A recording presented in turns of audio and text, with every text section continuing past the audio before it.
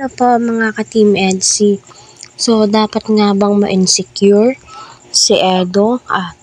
Medyo nabawasan po yung pagka-pogi points niya dahil nga may mga umaaligid kay Beyonce. Opinion ko patungkol dito sa video ito.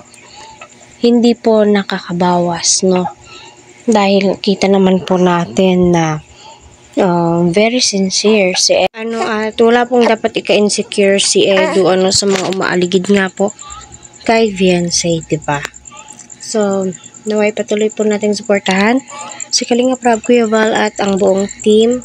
Huwag po natin skip ang kanilang ads para sa ganun nga po ay marami pa pong kababayan po natin ang kanilang malingap. So, ayun nga po, no? Kita naman po natin yung reaction ni Edo sa video. Masasabi mo, pure na nga ba yung pagtingin niya kay Beyonce? Nangangahulugan na nahuhulog na din po yung loob ni Edo kay Beyonce.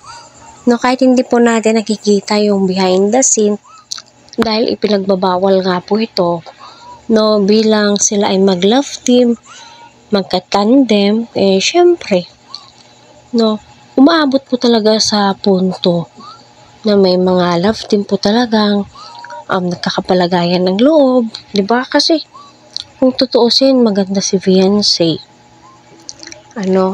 Matulungin sa pamilya, matalino. Sabi nga po ng viewers, doon lang po tayo sa pag-aaral at edad ni Beyonce. Para sa akin, alam po ni Beyonce kung ano po yung tama at mali.